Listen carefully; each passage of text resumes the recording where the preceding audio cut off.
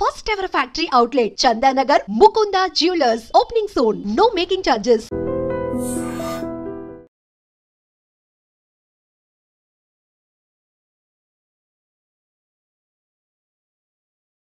Sudden గా కలిసిపోయాడు, favour అయిపోయాడు, route మార్చేసాడు, డబ్బులు తీసుకున్నాడా? అదే నీకు చెప్తున్నా అన్న. ఇప్పుడు శివాబాయ్ నువ్వు బెట్టింగ్ యాప్స్, నేను బెట్టింగ్ యాప్స్ ప్రమోట్ చేస్తున్నా, నీకు బెట్టింగ్ యాప్స్ ప్రమోట్ చేయకు బ్రో. నీకు కొంచెం దాని మీద కొంచెం ఐడియా వచ్చింది, నువ్వు ఫైట్ చేస్తున్నావు. నువ్వెవరో నాకు తెలియనప్పుడు, నేనెవరో నీకు తెలియనప్పుడు మన ఇద్దరం కొట్లాడుకుంటాం. ఒక ఫైన్ డే సరే శివబాయ్ నీ ప్రాబ్లం బెట్టింగ్ యాప్స్ కదా, నేను ఇంకా బెట్టింగ్ యాప్స్ ప్రమోట్ చేయను అంటావు. చెప్పాను. చెప్తే నువ్వేమంటావు? అయినా నేను నిన్ను వదిలేయ్యా, అయినా నేను నిన్ను ట్రోల్ చేస్తూనే ఉంటా, నా రీచ్ వచ్చేంత వరకు నిన్ను ట్రోల్ చేస్తా, నువ్వు నాశనం అయిపోయినంత వరకు నేను ట్రోల్ చేస్తా అంటావా?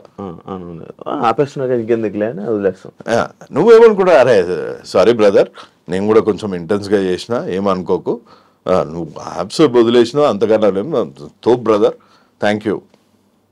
అవును బ్రదర్, నువ్వు మస్తు మందికి హెల్ప్ చేస్తుంటావు కదా, మా ఇంటి దగ్గర ఓ పిల్లోడు ఉన్నాడు, వాళ్ళ వైఫ్కి క్యాన్సర్ వచ్చింది, ఏమైనా హెల్ప్ చేస్తావు అంట. వచ్చి నా ముందే ఇచ్చాడు 3 లక్షలు. అప్పుడు నేనేమనాలా? లేదు యూఆర్ఏ చీటర్, నువ్వు చేస్తారని అన్న నేను చంపుతా అంటే అసలు అది మనిషి లక్షణం. అదే మాకు ఐడియాలజీ డిఫరెన్స్. సో ఇప్పుడు ఆడలో ఏమన్నా బెట్టింగ్ యాప్ ఉందా? లేదు. మరి నాకు ఇంకేం ప్రాబ్లం ఉంటుంది? హర్ష ఎందుకు కలిసారు మీరు? అందుకే కలిసా. చెప్పినా కదా, మా ఇంటి దగ్గర ఓ పిల్లోడు ఉంటే, ఆ పిల్లోనికి వాళ్ళ వైఫ్ కి ఒక్కొక్క ఇంజక్షన్ 38,000 అయింది. అట్లా 18 ఇంజక్షన్స్ ఇవ్వాలి. మొత్తం లాస్ అయిపోయిండు. 10 రూపీస్ ఇంట్రెస్ట్ కి బయటకు తెచ్చుకుంటూ, అన్న ఏమన్నా చేస్తున్నాను కటింగ్ చేస్తా అన్నాడు. వీళ్ళే కదా అప్పుడు మీ మీద నిందేశారు, ఇలాంటి అంటే హెల్ప్ అని చెప్పి వీళ్ళని తీసుకుని వచ్చి డబ్బులు యువ సమ్రాట్ నొక్కేస్తున్నాడు అని చెప్పి. అప్పట్లో ఇమ్రాన్ది మీది హర్ష సాయిది అప్పుడు అయింది, ఇదే కదా టాపిక్.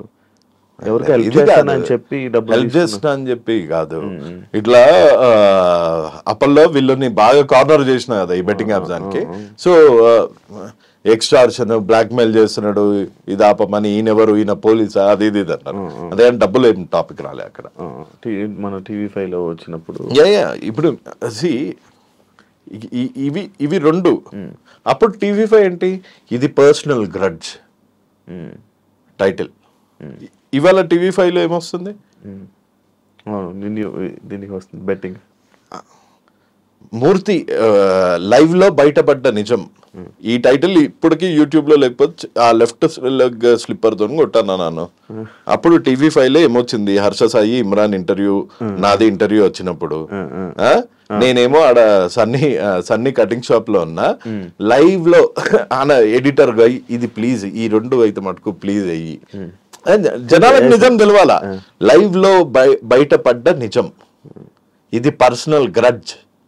అప్పుడు ఈ 2 రోజుల్లో నువ్వు చూడు TV5 లో జైల్లో కేటుగాళ్ళు. అప్పుడు పర్సనల్ గ్రడ్జ్, నేను చేస్తేనేమో విచారం, మీరు చేస్తేనేమో సంసారం. ఇది న్యాయమా భయ్యా? ఇది నిజం చెప్పు.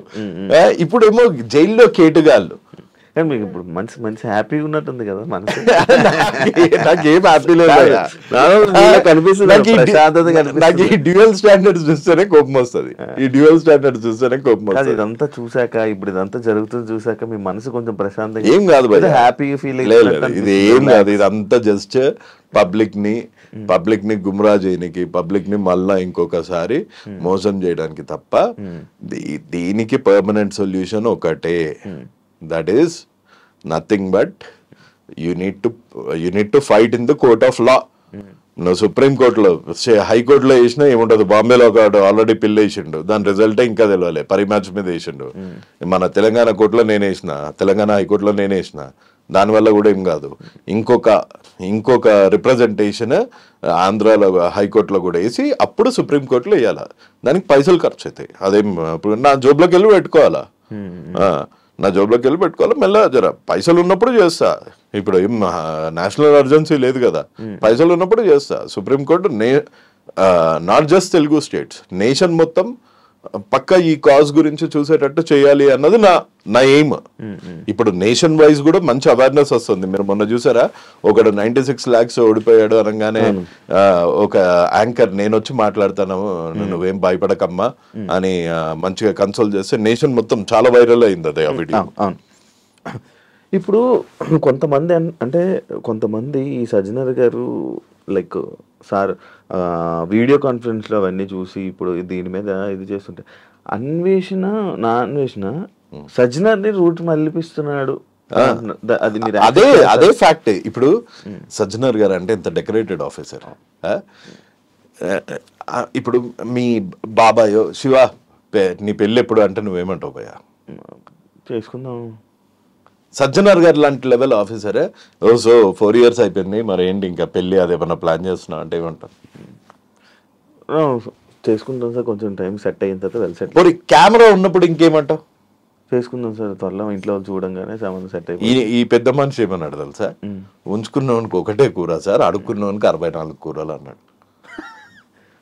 దానికి సజ్జనర్ గారు నవ్వుతున్నారు. ఏం చెప్పాలా? ఉంచుకున్నానికి ఒకటే కూర, అడుక్కున్నానికి 64 కూరలు అని అంటే ఆయన నవ్వుతున్నారు. ఇంకా ఎంత జుగుత్సాపరంగా ఉండదు తెలుసా అది. చాలా ఆబ్జెక్టిఫైయింగ్ కూడా కాదు, గలీజ్ ఉండే. ఇక ఆయన సజ్జనర్ గారి స్టాండర్డ్ అక్కడి నుంచి ఇక్కడికి పడిపోయింది. అంత అయితే మాట్లాడారు సజ్జనర్ గారు? కలవలేదు, జస్ట్ చాట్ చేశాను, నన్ను ప్రమోట్ చేయి అట్లా అన్నట్టు మాట్లాడితే నాకు నచ్చలేదు. వీళ్ళంటే కనిపించారు నార్మల్గా, కనిపించిన వాళ్ళు ఎలాగుండవు. కానీ కొన్ని ఇన్స్టాగ్రామ్లోని యూట్యూబ్లో షార్ట్స్లోని ఇవి వేస్తున్నారు చూసారా, స్టిక్కర్స్ వేసి మ్యాచ్ దానికి సంబంధించిన ప్లే అవుతుంది.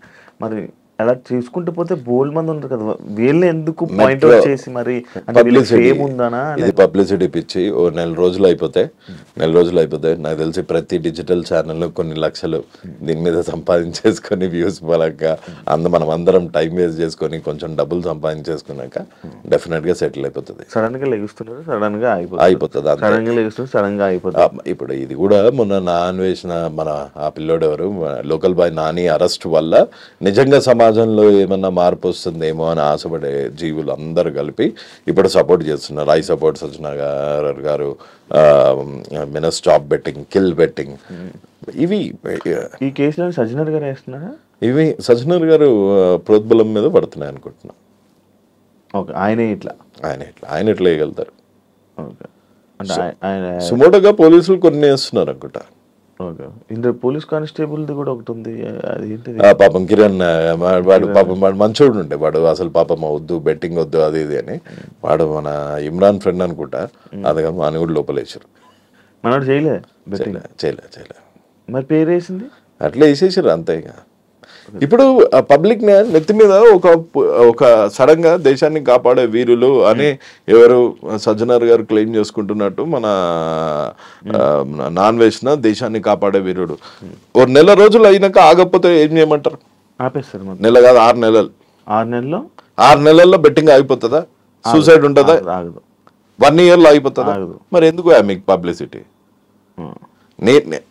నువ్వు లాస్ట్ టైం అడిగిన ఆపుతావా అంటే నేను ట్రై చేస్తా, నువ్వు ట్రై చేయి, అందరం కలిసి ట్రై చేద్దాం. ఐపీఎల్ వస్తుంది కదా, మరి ఐపీఎల్ కూడా ఇదే కదా. కంప్లీట్ అండర్స్టాండింగ్ వచ్చి అందరూ మంచిగా బెట్టింగ్ చేయాలని చేస్తారు.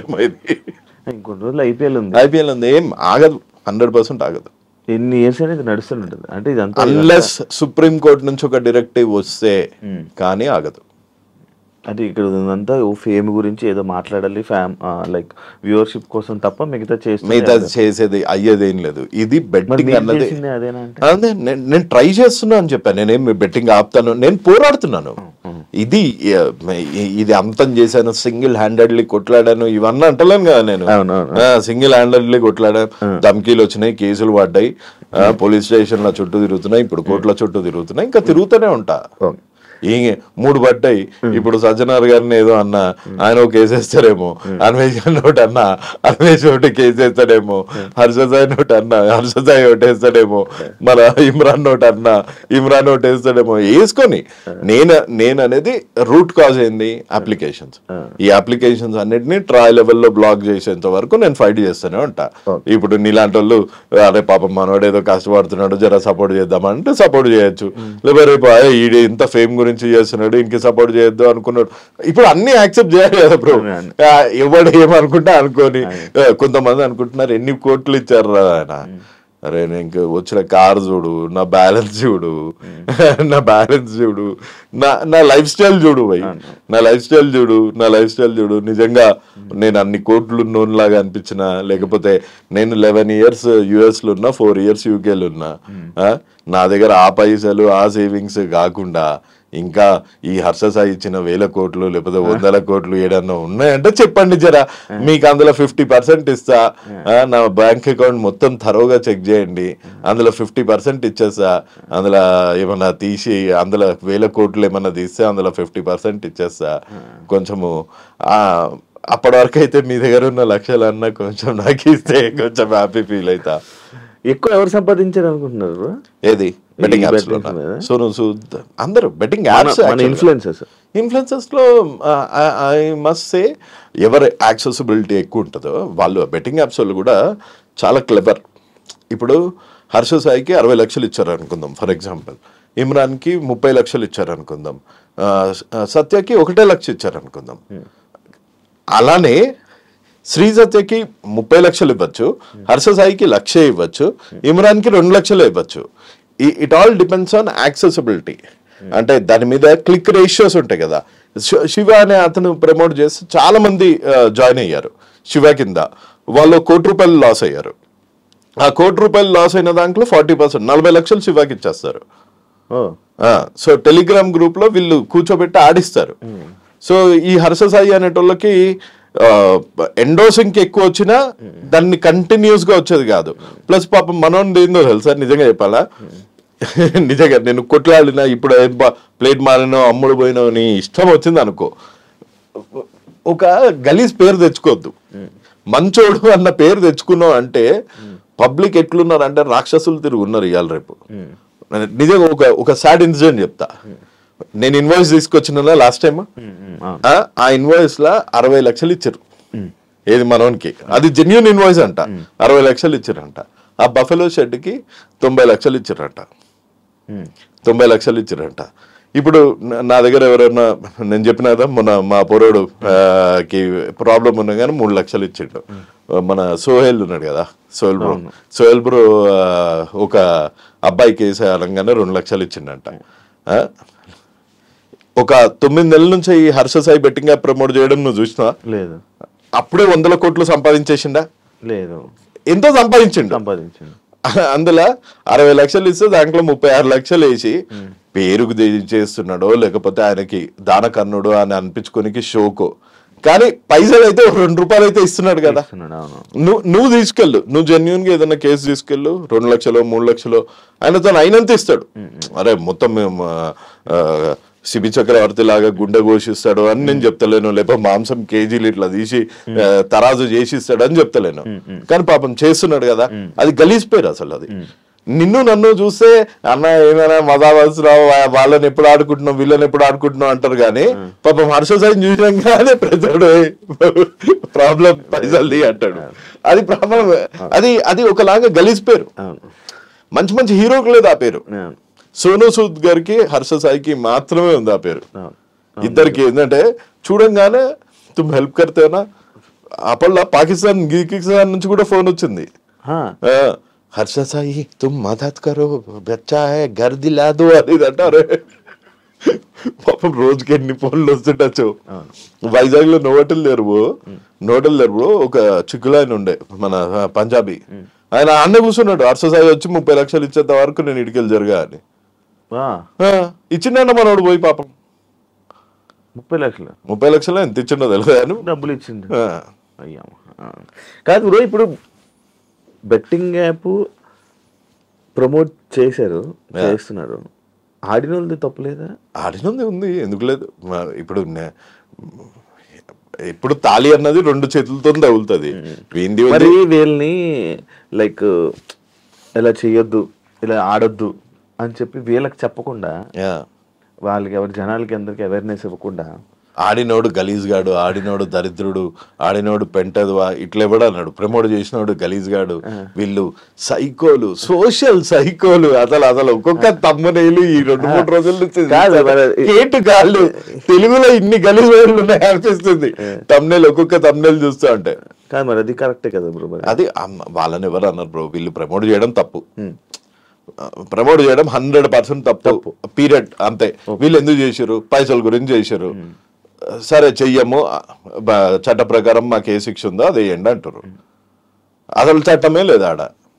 వీళ్ళకి శిక్షలు ఎవడేస్తాడు? ఈ మధ్యలో ఇప్పుడు నాలాంటోడు మాట్లాడినా లేకపోతే ఎవరు మాట్లాడినా చట్టమే లేదు బ్రో అక్కడ. ఆ చట్టమే లేనప్పుడు ఆ చట్టం చేయాల్సిన రాజకీయ నాయకులు ఏమో గప్చుప్పుని ఉన్నప్పుడు ఎవరు వీళ్ళకి శిక్ష ఇస్తారు? 1 రోజు 2 రోజులు ప్రజల్లో కోపం ఉంటది, తిడతారు, 3వ రోజు నుంచి నార్మల్ అయిపోతారు మళ్ళీ అందరు. ఈ మధ్య రీసెంట్ గా ఎవరు లైక్ బెట్టింగ్ యాప్స్ వల్ల చనిపోతున్నారు అనేది కూడా పెద్ద ఏం లేదు. చనిపోతున్నారు. మొన్న కూడా ఒక గవర్నమెంట్ ఆఫీసర్ 2 పిల్లల్ని తీసుకొని SBI బ్యాంక్ మేనేజర్ ఏదో ప్రజలకి ఇవ్వాల్సిన పెన్షన్ ఎత్తుకొని పారిపోయాడు. మొన్న హైదరాబాద్ దగ్గర 4 చనిపోయారు. 4 మొత్తం సూసైడ్. 2 పిల్లల్ని బకెట్లో ముంచి చంపేసి వాళ్ళ వైఫ్ అండ్ హస్బెండ్ ఊరేసుకొని చనిపోయారు. తార్నాక సైడ్. కానీ చనిపోతున్నారు. వీళ్ళు కాదు, ఇంకా చాలా మంది ఉన్నారు కదా. వానికి ఆ లత్త ఇడికెళ్ళి వచ్చిందో తెలియదు కదా. మన డైలాగులు ఉన్నాయి. మరి అట్లాంటి సినిమా మీద కూడా చర్యలు తీసుకుంటారా? లక్కీ భాస్కర్ అని మా సినిమా వచ్చింది. ఎక్కడ కోల్పోయారో అక్కడే ఎత్తుక్కోవాలి, ఎక్కడ ఓడిపోయావో అక్కడే గెలవాలి, దునియా ఉన్నాయి. అవన్నీ వాళ్ళ మీద కూడా కేసులు వేస్తారా? వేయలేరు బ్రో. ఆహాలో వస్తుంది బ్రో ఇట్లా మోస్ట్ బెట్ సర్కారు వారి పాట అని వస్తుంది. గంట ప్రోగ్రామ్. వీళ్ళన్నా 30 seconds 60 seconds వీడియో చేస్తారు. ఆహాలో 1 hour ప్రోగ్రామ్ వస్తుంది వీక్కి. ఎవరిని అరెస్ట్ చేస్తారు? ఇప్పుడు అల్లు అరవింద్ గారిని అరెస్ట్ చేస్తారా? లేకపోతే ఎట్లా అల్లు అరవింద్ ఫేవరెట్ కాబట్టి, మన అల్లు అర్జున్ ఫేవరెట్ కాబట్టి అల్లు అర్జున్ని కూడా ఫేవరెట్ అరెస్ట్ చేస్తారా? ఇందులో చేయలేరు కదా. కానూన్ అన్నది ఉండాలి బ్రో. మెయిన్ దీనికి లా రావాలంటే సుప్రీంకోర్టులో అవుతుంది. అప్పటి వరకు మనం ఎన్ని ఇంటర్వ్యూలు పెట్టుకున్నా, లాస్ట్ ఇయర్ ఇదే క్వశ్చన్ అడిగినాం, అంతకు ముందు ఇయర్ ఇదే క్వశ్చన్ అడిగినాం, నెక్స్ట్ ఇయర్ కూడా ఇదే క్వశ్చన్ అడుగుతాం, అన్లెస్ ఆ లా వచ్చేంత వరకు. ఫైనల్ ఏం చెప్తారు? అదే ఇది continuous process. So personal gain కి కాకుండా what is happening is good for society, no doubt. కానీ దాంట్లో ఉమెన్ ని తిట్టకుండా, పద్ధతి పెట్టుకొని అదేదో పబ్లిసిటీ స్టంట్ లాగా కాకుండా ప్రాపర్. ఇప్పుడు నీలాంటోడు నాలాంటోడు రేవంత్ అని రీచ్ కాలేడు. కానీ సజ్జనార్ గారు అయితే రేవంత్ అన్న too big. IT minister Sridhar Babu గారికి అయితే చెప్పగలుగుతారు కదా సజ్జనార్ గారు, సార్ ఇట్లా అవుతుంది, మీరు చట్టం చేయండి సార్, మేము దాన్ని పాటిస్తామని. అది వదిలేసి పిల్లల మీద వెనకాల పడి కేటుగాళ్ళు బొక్కలోకి ఇట్లాంటి తమ్నెళ్ళు పెడితే ఎవరికి లాభం బ్రో? ఏమో నా ఒపీనియన్ ఇది. అవును, thank you so much. Thanks bro. జై హింద్. చూసారు కదా ఇంటర్వ్యూ. ఇంకొక గెస్ట్ మళ్ళీ మీ ముందుకు వస్తా. బెట్టింగ్ యాప్స్ మీద చాలా డిస్కషన్లు, మేము ఎన్నిసార్లు డిస్కషన్లు చేసినా కొత్త టాపిక్స్ మాట్లాడడమే తప్ప అది ఎప్పుడు జరగలేదు. కానీ ఈసారి ఏమన్నా జరుగుతుందా లేదా అనేది నాకు డౌట్. చూద్దాం, వెయిట్ చేద్దాం. Thank you so much. ఇంకో గెస్ట్ మళ్ళీ మీ ముందుకు వస్తాను. అంతవరకు